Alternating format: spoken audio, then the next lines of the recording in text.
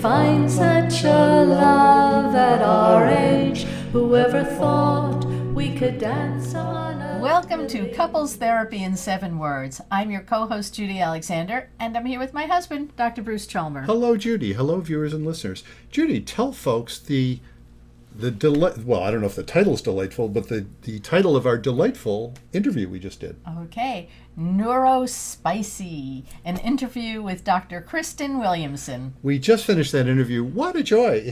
She's just like exudes energy and positivity and she was a lot of fun. And you know, energy and positivity all about her mental quirkiness, which is really cool. Yes. You know, we both found, you can sort of see this in the interview, we both found ourselves, I think, first of all, sharing the joy and also noting our own little weirdnesses along the way, and celebrating them. We're neurospicy. We're neurospicy too. In some ways, we all are, but anyway. Enjoy that. We really enjoyed doing that interview. Let's tout our books and stuff before we get to the interview. Sure. Well, why don't we tout my book first this week? The Blue Tent, Erotic Tales from the Bible by Laria Zilber. Laria Zilber, spelled, for those of you who are just listening. Lariazylber. And if you go to that, lariazylber.com, you will have access to that book, and you will, as I keep saying, and I love saying this, you will get to see interviews with Laria herself. Yes, you will. And as I've said before, on whom I have this incredible crush. In fact, I'm kind of having an affair with her. But as you'll see when you look at the video, she bears an incredible resemblance to you, except for the blue hair. Yeah, well, the blue hair. There is that. But I have never seen you and her in the same room at the same time. True. You know, it's really kind of cool. You haven't. You know, you keep trying to organize that, but it hasn't happened. Yeah. Whatever. Moving right along, I also have some books. Yes, you do. That I'm inviting people to get a hold of. Yes, you do. There's Betrayal and Forgiveness, How to Navigate the Turmoil and Learn to Trust Again. Yes, indeed. That is my most recent book, and it's actually selling pretty well. And what I need for that one, folks, is reviews. And I have started putting in the notes for each episode. If you click see more or whatever it is you have to see the notes for each episode, and you will see there's a direct link to a review. So you can go there, you can give it what I hope would be a 5-star review and say something nice about it and move on. That's especially true if you've actually at least looked at the book, maybe read it. But in any case, I am looking for more reviews. Reviews are always needed. Yeah, those of you who have heard this and know about the book and have read the book or seen the book and want to give a review, that would be much appreciated. So, and what else have we got here? Okay, your book that came right before that, It's Not About Communication, Why Everything You Know About Couples Therapy is Wrong. Yes, indeed. And that's a book about how to make use of couples therapy, what couples therapy is about, and, busting some myths. There's a whole chapter in there where I sort of bust some common myths. And the book that started our podcast, Reigniting the Spark, Why Stable Relationships Lose Intimacy and How to Get It Back. Yep, that one came out on February 29th, 2020, the leap day, just in time for the pandemic, which is really what led us to... 5 years ago already. 5 years ago. Wow. In fact, since then, you've got 2 more books. Yeah, we're recording this, just FYI, we're recording this on the 28th of February in 2025, so almost exactly 5 years ago. And so that's the one that got this podcast going. Yes, and it did. We've been having fun with it ever since. That's right. I think we're up to, like 200 shows This already? this one might be, I think this is 198 or 199, something like that. Very close, yeah. Okay. So let's get on with our interview, and we'll see you on the other side. Our guest today is Dr. Kristen Williamson. Kristen is the self-proclaimed queen of organized chaos, a licensed professional counselor with a PhD in behavioral health management and the ultimate cheerleader for late-diagnosed neurodivergent adults. Diagnosed with ADHD and autism just in time for her midlife crisis, Kristen turned her newfound self-awareness into a superpower, helping others navigate their own neurospicy journeys. Married to a Navy veteran who's also neurospicy, And mom to two teens who are following in their quirky family footsteps, Kristen applies what she has learned through her own experience to help her clients embrace their strengths. Kristen, welcome to Couples Therapy in 7 Words. Hi, thank you so much for having me on. I'm so excited to talk with you two today. Well, we're delighted to have you. So we always like to start off by asking our guests, how did you get into the work you do? Tell us something about your own journey. Oh my gosh, my journey has what I love thinking about it. It never goes from point A to B in a direct line. It comes from A to Z to C to B to every alphabet letter in between and feels like a ping pong ball bouncing off of it. I got into the world of counseling because I was married at the time into the military and I needed something to do where I could go to school online. Yeah. Psychology was that freedom for me. I was able to study asynchronously. I could learn while my kiddos napped and do the homework and do all of this learning. And it was so beautiful. And by the time we'd gotten to the point where out of the military, I was able to do my clinical rotations in one spot. And it just made life a whole lot easier.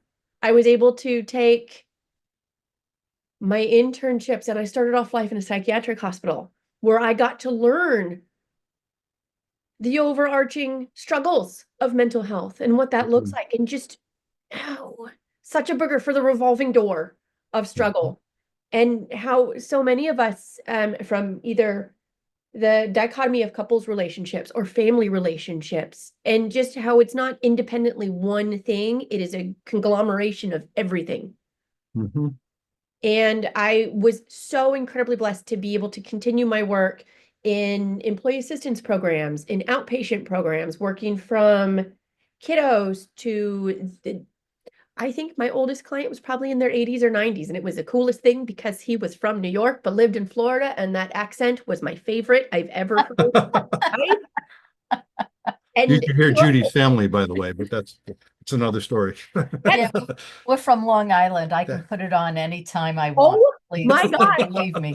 The Texan girl hearing that abrasiveness of a New York accent, and they're just so honest and straightforward. And it was the amount of refreshing I didn't know I needed in my life. And I was able to, now I'm in the world of doing private practice where I almost feel as though I have become a beacon of light for neurodivergent brains. People hear me call them neurospicies because in my world, we have the spice of life.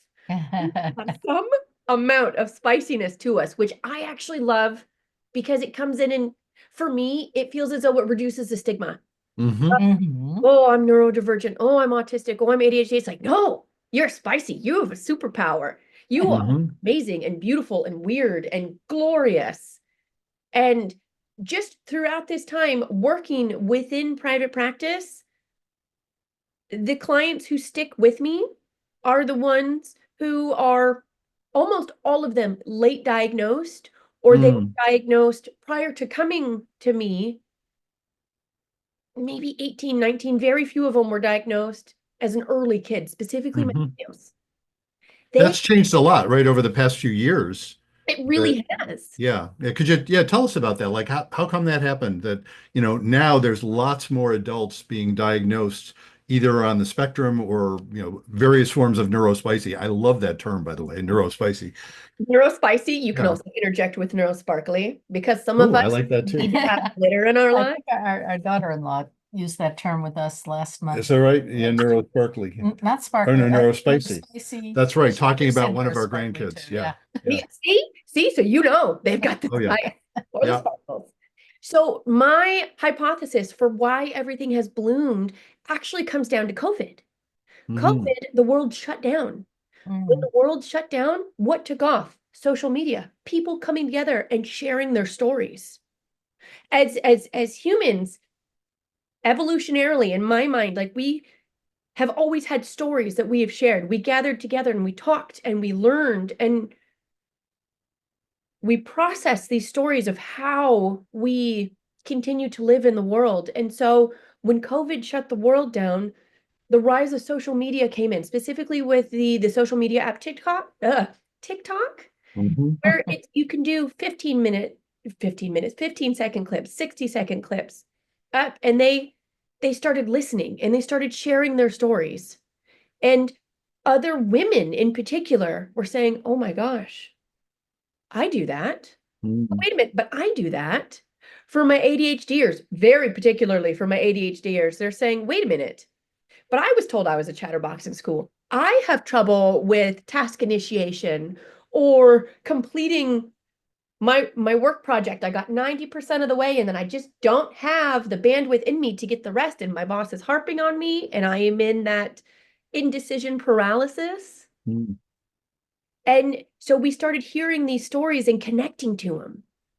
And funny enough, on top of that, because a lot more kiddos are being diagnosed, they're being seen much sooner than years and years ago in the 80s and 90s. Kids are getting diagnosed, and these parents are saying, wait a minute, that's an autism thing? The apple did not fall far from the tree. That's exactly right. And we're sitting here thinking, no, we can't be autistic. I've got a master's degree. I've got a doctorate. I'm working in this with my life. I am working as a therapist for autism. I can't be this. Yeah. I had a therapist friend look at me and say, are you sure?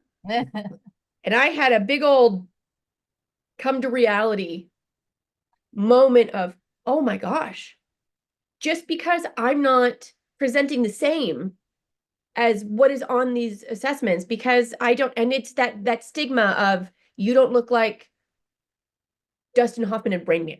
Yeah, exactly. You don't look like my 3-year-old who is nonverbal. Yeah, when I was a kid, certainly, I don't think I heard the term autistic until I was a young adult, but I'm in my 70s now, so that was a long time ago still. But I remember the first time I heard it, it was referring to nonverbal kids. Yes. That's pretty much what you thought of when you thought of the word autistic. Right. Well, and the added connection is, oh, you're autistic, you must be a savant. You must be spectacular. Well, there's that one too, yeah. Right. Magnanimous when it comes to counting cards or doing math. I cannot do math for the life of me. That's why I went into studying brains. They are way more interesting in pattern. And we're all really good at something, but we have this stigma that still, and thankfully it's getting broken down, and it's getting broken down, and it's getting normalized and becoming okay.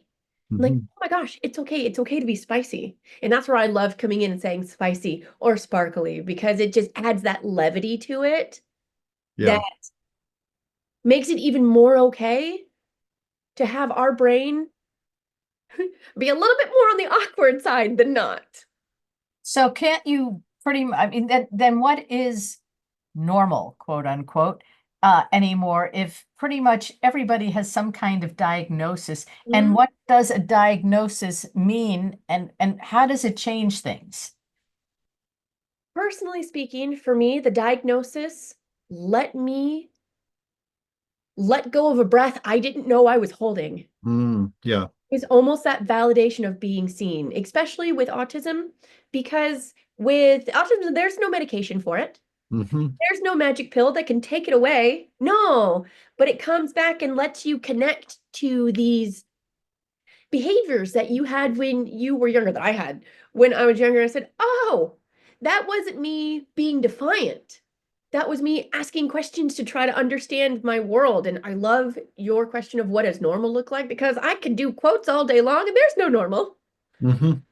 You know what I've often noted in terms of like ASD and ADHD, the last D is the one I have difficulty with, calling it a disorder, as opposed to a differing order. You know, we've all got varying kinds of, there's lots of, well, that's the whole idea of divergence. There's lots of different kinds of brains. To pathologize some of them is the problem. And what happens, I think what's useful in what diagnoses can do. Of course, the trouble with the word diagnosis is it has that medical feel to it. It's like, oh, you're sick, as opposed to, oh, this is a pattern that lots of people share, and you can now hook into a whole bunch of wisdom that people have gained about that and tell everybody who's not aware of that stuff, wait a minute, don't freak out. This is just another pattern of human existence. You better get used to it. Oh my gosh, that's exactly right. I would like to say I'm a voracious reader, but I'm not a voracious reader. I like the idea. I feel some people are bookworms. I am more of a book dragon. I like to hoard them because they have really pretty colors or covers or the topics. And there's so many. I love reading Dr. Temple Grandin's books. I feel I connect to a Sure. lot of what she says. Yeah. But you put me next to Dr. Temple Grandin, we would look markedly different. Oh, sure. And still, we have that same diagnosis. But it exactly as you were talking about with the pathologizing them, we now have these labels attached to us, and people don't necessarily see us, they see the label. Yeah. Yeah. Coming in with, even going back to the idea of what does normal look like, if we are coming into the outside world, people put us into boxes in which they are comfortable. Yeah. And if they don't know what neurospicy brains look like, they're just going to put us into that box of, well, this is uncomfortable for me. They're just weird. They're just being defiant. And then I'm going to come in and you're going to put me in a box, and then you look over and I've made the box pretty. I've cut windows in it. I've done different things, and you're thinking, what? But I just put you in that box. How are you making it your own? Mm. And so it's just coming in with the understanding of people are going to put us in these boxes. Okay, that's on them. It's then for us to come in and make the boxes however we want them to look, or to say, I love that image, because, when I hear that, it says to me, where I don't have that diagnosis, I haven't qualified for that diagnosis. I don't know if I could have. I know at least one of my kids could have, but we never went I there. still could have qualified for ADD. For ADD, maybe, yeah.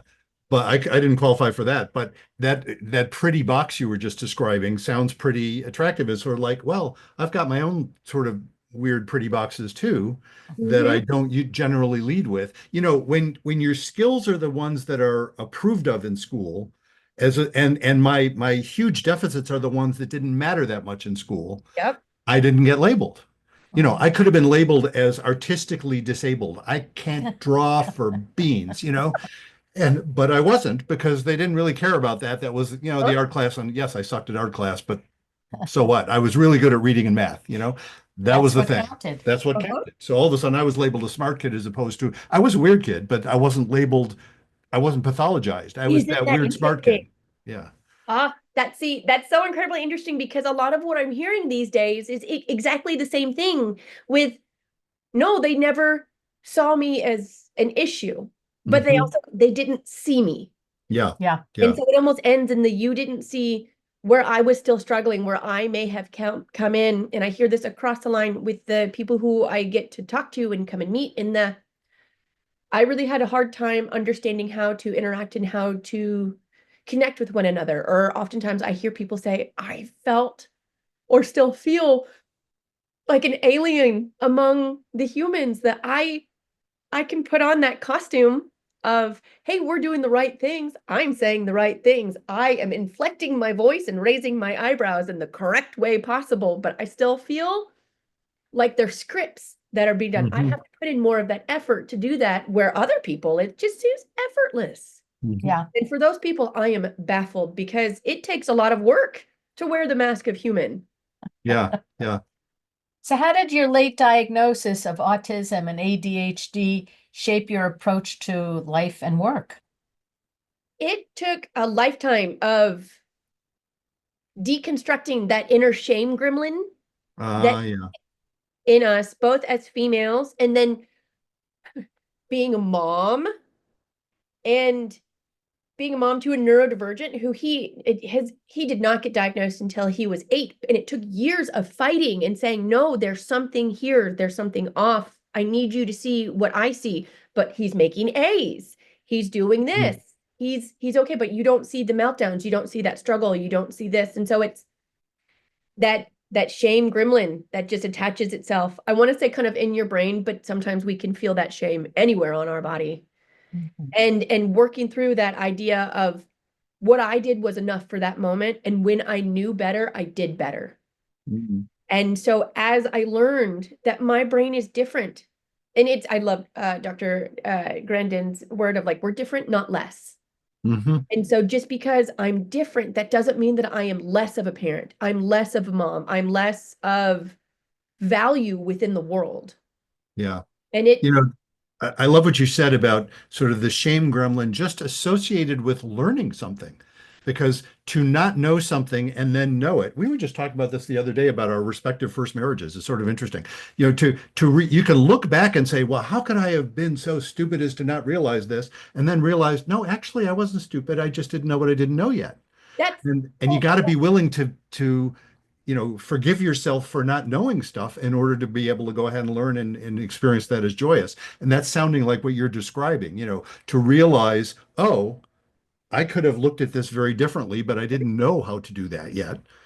that Forgive yourself for that, and that is exactly, oh yes, for both internally, and then my husband and I, we're both on our second marriages, and so we are coming in with the expectations of what the previous marriages looked like, with the behaviors from previous marriages, and there's a reason why they didn't work out. And then we connect together, and this beautiful man came into a neurospicy family only knowing that oldest kiddo was neurospicy. I didn't have a diagnosis yet. I did not get diagnosed until after we had connected. He didn't get diagnosed until after we connected. And so we were just coming at it on almost different wavelengths with communication. He has been diagnosed with ADHD. I present more forward with autism, with a secondary. It's almost with steps. I step forward with autism, with ADHD following up. He steps forward with ADHD. And so he is chaos incarnate. I am rigidly structured. And so we just, we butt heads in the most beautiful, chaotic way. And he had to learn, because he, being in the military, he was in the nuclear program on submarine. Oh my. And I only learned recently that they are allowing a diagnosis of ADHD and autism into the military, which is fantastic, because autism and military, they do so well together. We do so well with structure. And it helps, makes our world understandable. And so now that the military is allowing this, and them to use Adderall. But when he was in the military, in submarines, in the nuclear program, you couldn't have a diagnosis of anything, or you would lose your nuclear clearance. Wow. And so, and this is absolutely my hypothesis, all of the nuke program have some spiciness to their brain, because we've noticed they're all quirky and smart and beautiful and wonderful, but oh boy, do you have a little bit of different ways in which you present into the world. So he came in not knowing what autism looked like, and coming in meeting a teenage boy who almost seems obstinate and defiant, or his facial expressions scrunched up because he was trying to understand something, where I have known this boy my whole life. I know that's him figuring out what that tone of voice is for the adults speaking. He's trying to figure out what the correct answer is. He's going through the scripts in his mind to give an answer. And my now husband said, oh my gosh, this kiddo is just, he's butting heads with me. He is being defiant. He's pushing every button. But now that he has learned what autism looked like, he's like, oh, okay. Well, he's actually meeting me here. And autism, it's almost as though we live in our own world. And neurotypical society, the holistic society, says you need to live in our world in order to be considered of value and of worth. We're not going to meet you in your world. We're not going to meet you where you're at. And so he has said, you know what? No, I'm going to take this time and I'm going to meet him in his world. And we're going to create a relationship where you're at, because I'm not going to bring the expectation that you need to meet me, because that may never happen. And then we're both going to be upset. So where does this neurospiciness, how does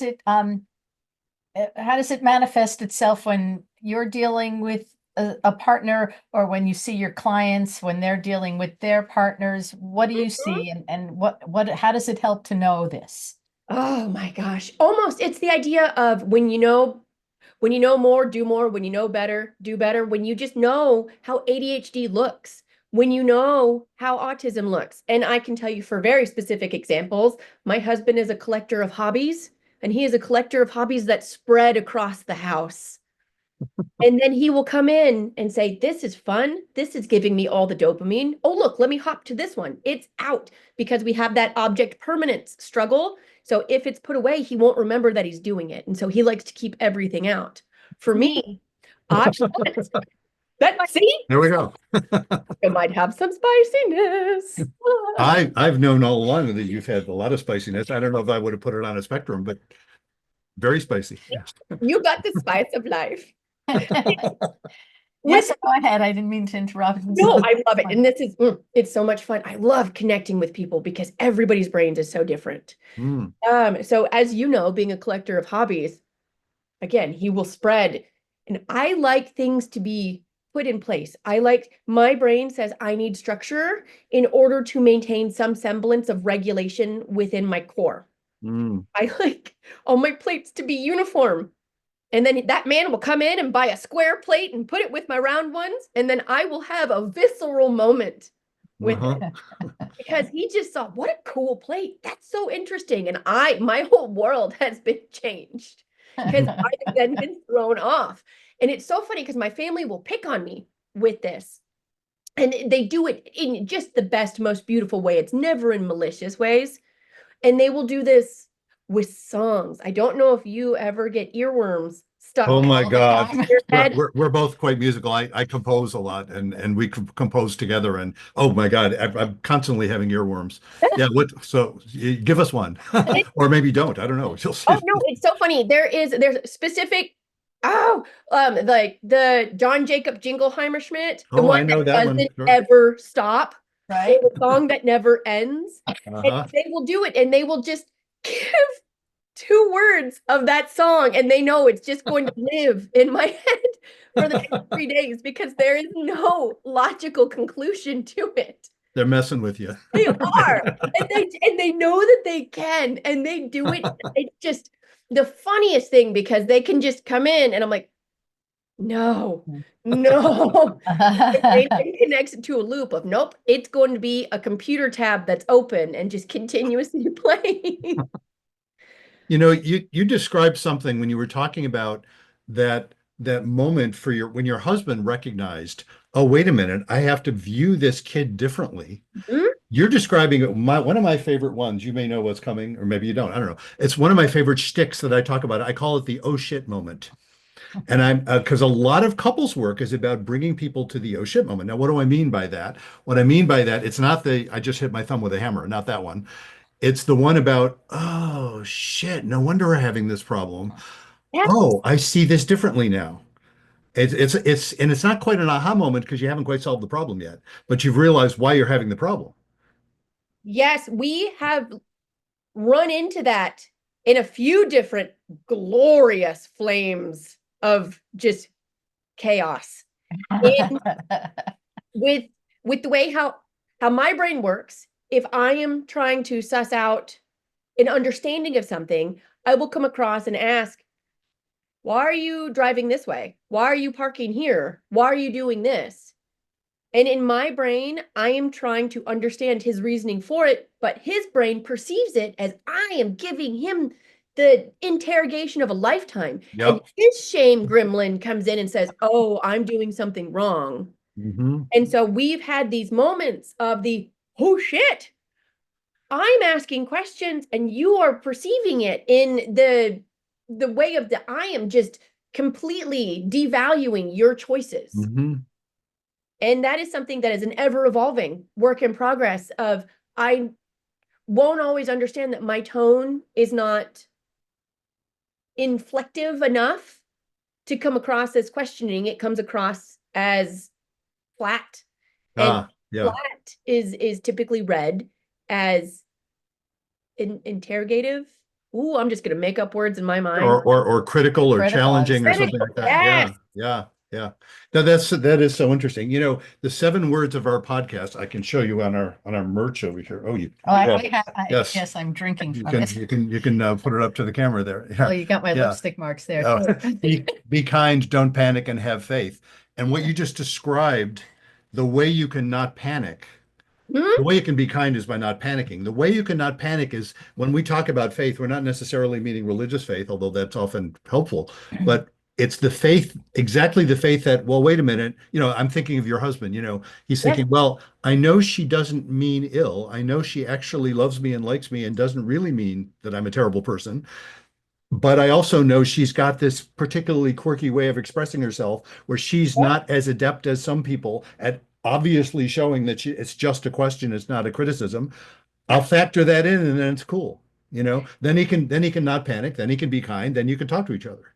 And honestly, and I was looking up your 7 words earlier just to really understand this philosophy, and I love it so flippin' much. And I'm going to use it for all of my clients because, again, I don't do couples counseling, but all the time they come in with like, "Oh, my spouse talked to me like this or this or this," and I'm like, Mhm.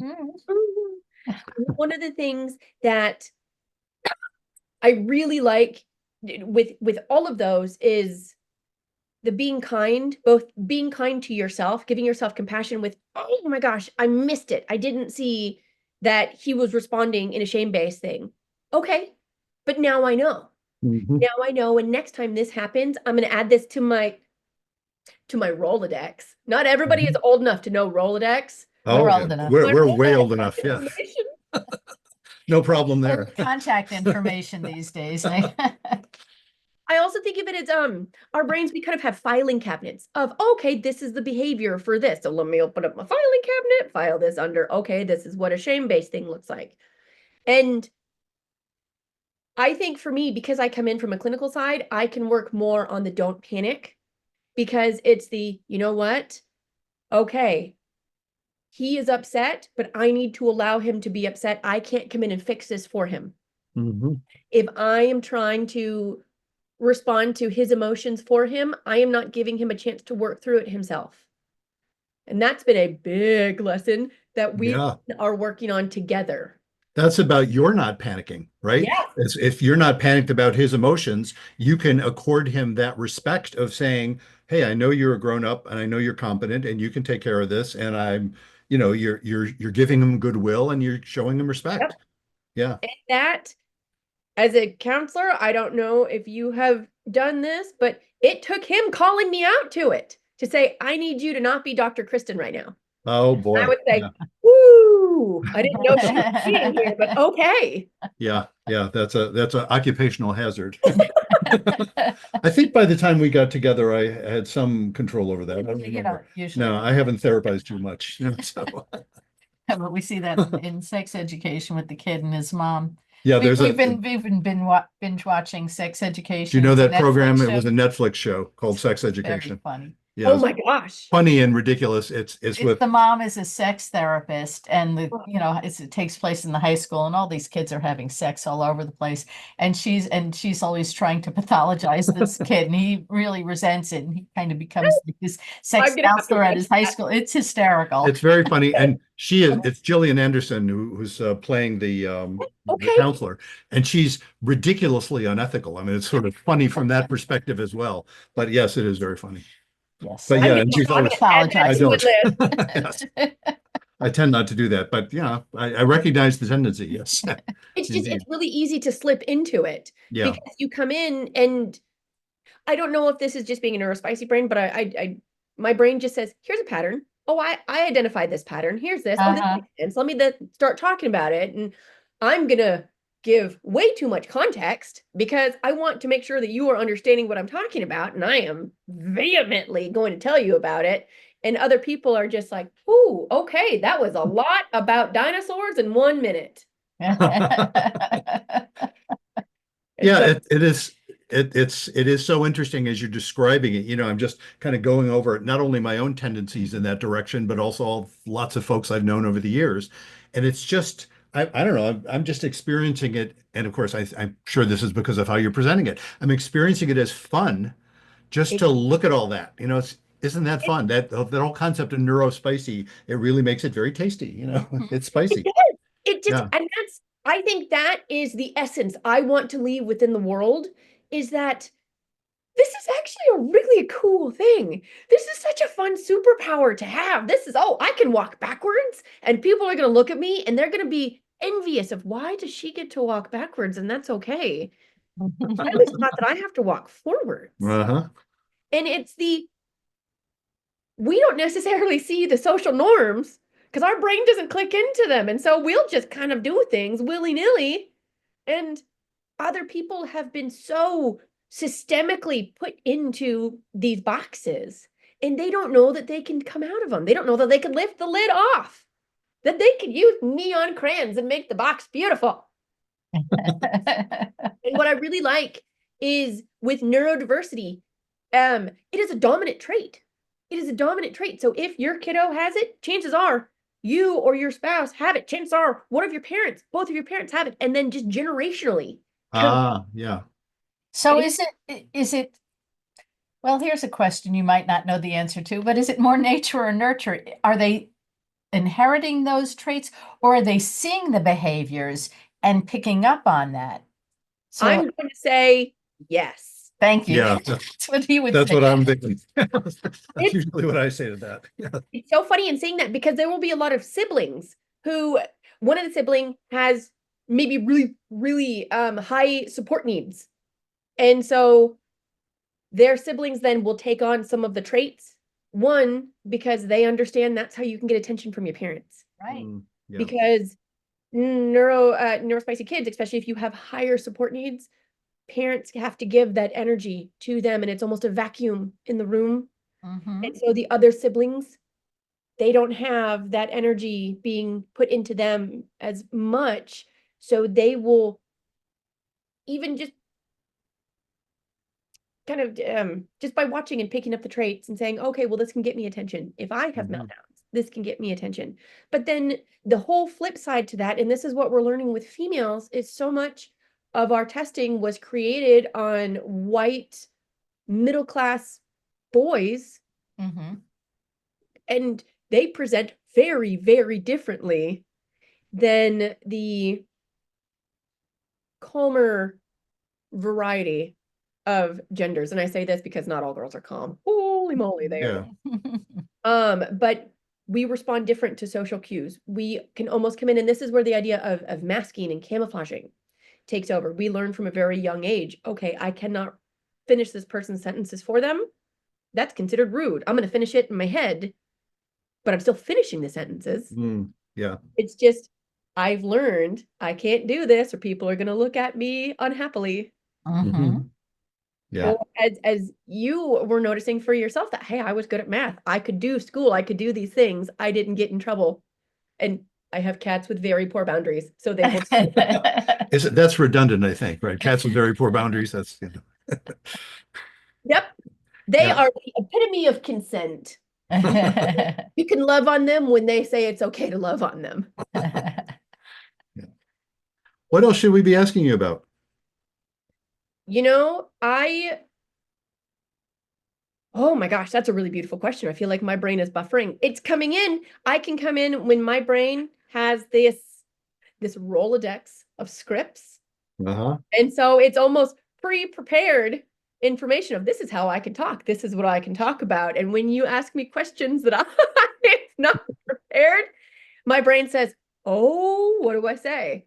And that's where I'll usually come in. And this is where the autism presents itself, because I'm going to say things like, I like bread. Cats are really fun. I don't have that cool ease of speech in which other people can do so organically. However, in saying that, I would say for couples therapy, for any one of your listeners who's coming in who might be on the neurospicy side of things, it's giving that compassion. Giving that compassion to the other person as well to yourself. And chances are, if you have been together for a long time and one of you has been diagnosed with ADHD or with autism, there's a chance that you have that as well. I have found neurospicy brains link up, and the ones who stay together longer are the ones who are both neurospicy versus neurotypical and neurodivergent. And I think it's because we have just almost that inherent understanding of each other's quirks. One way, shape, or form, we've all kind of been that outcast and that outlier. Yeah. Or that alien walking among us. That's another, in that series we mentioned, sex education. That is one of the subtexts that they've developed in the, what are we in, season 3 or something? Season 2, I think. Or season 2.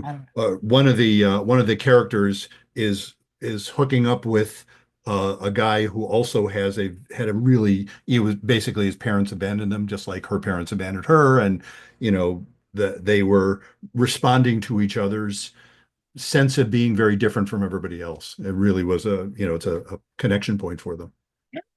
Nice. I'm just gonna have to watch this show. Have you two ever seen the show Resident Alien? No, Mhm. no. It is Put it on the list. Okay. the main character is Alan Tudyk, who has done so many voice characters for Disney, and oh my gosh, he's just done a plethora of things. He is an alien come down to Earth, and he is wearing a human suit. And so the way that he comes in, and then he takes over as a doctor of a town, and it's just a very small town, and people just see him as the doctor when really he is wearing the human suit, and he will come in and try to mimic laughter, but it's always like, ha ha, ha, ha. And I have not felt so connected to a character in my life. Yeah. And it's still so wonderful because there are people who work with him, who see him, who just accept him with his quirks, and oh, you're just a weird guy, and he did go about life finding out how to dance and how to present as human while still collecting all of that information. Oh, wow. It is one Neurospicy doctor. Oh, he is. Oh, it makes me so happy. Yeah. You find in couples therapy that you have a lot of clients who come in with a diagnosis. Yeah, more than I used to, of course, because the diagnoses are so much more common now. Lots of folks where one or both have ADHD.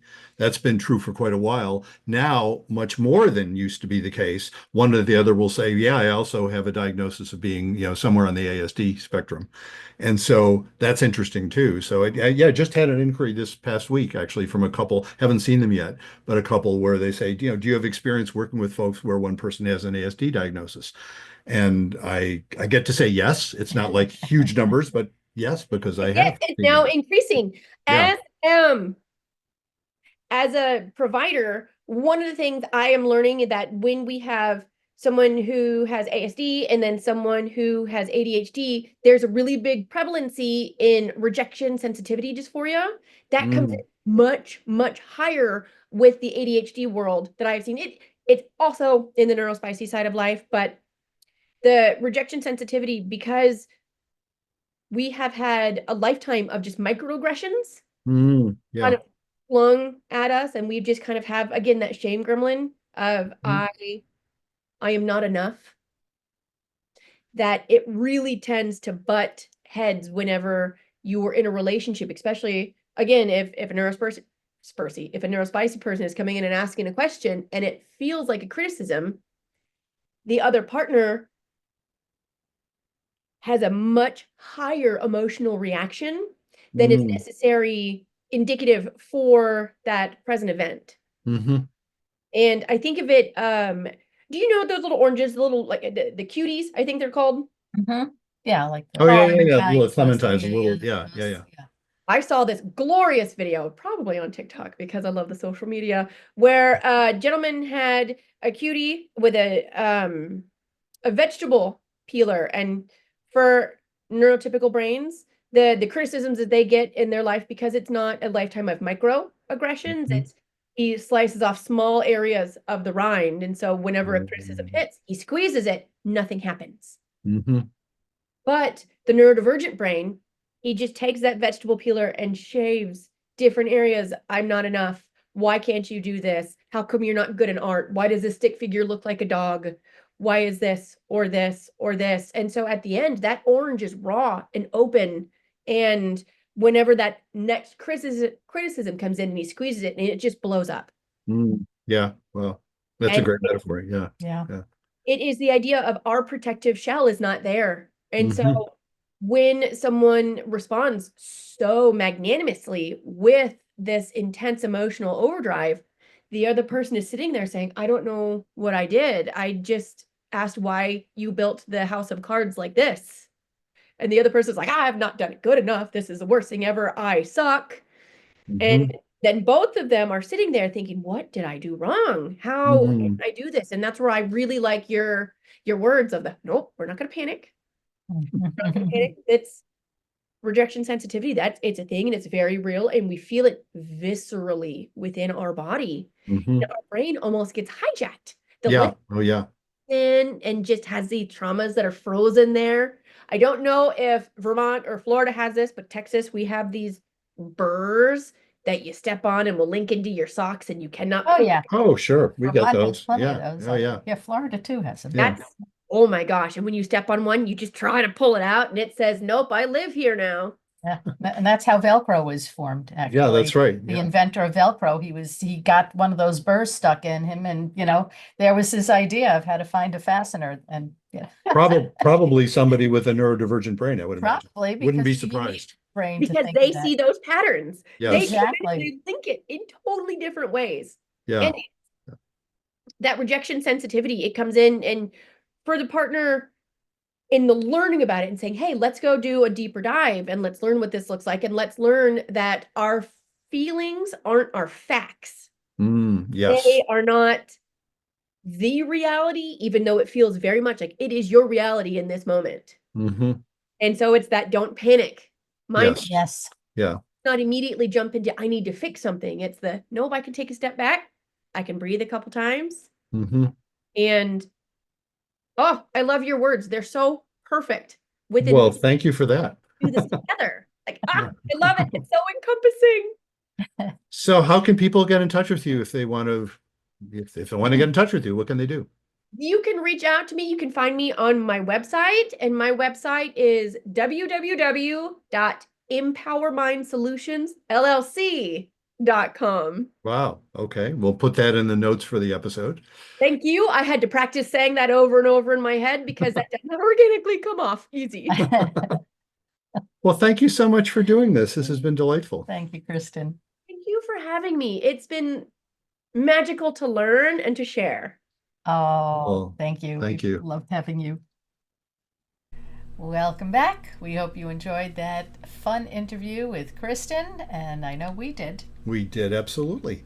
So if you have ideas about other folks we should interview or other topics we should consider, Judy, what should people do? What a great question, Bruce. We have a website. It's ctin7.com. CT as in couples therapy, in7, the number 7, numeral 7, however it's One of those trying ways. to make it with my fingers. It's not working. That's Yeah. an L, that's a 7, whatever. Do you remember that old L7 thing, in the 50s, I think in 60s, when you would say he's an L7? Oh, that would mean a square. square, right? Oh, yeah. Yeah. Wow. Anyway, Yeah. the number 7, CT. Toasty, that's my ADHD talking. My neurospiciness. Yeah, so anyway, ctin7.com. So you can write into us. You can let us know what topics you'd like us to talk about. You can suggest guests. You yourself could even be a guest, and you can sign up on our podcast to be a guest. You can sign up for a time, in fact. We do our recordings. What you can sign up for is a Friday recording time. We actually record on other days occasionally too, but what the calendar presents you is a bunch of Friday times. Yes, and if you can't do a Friday, then email Drop us an us and email. we'll find an alternate time. Exactly. And so I think that's all we need to say, isn't it? I think it is. And so until next time, Remember, be kind don't panic. and have faith.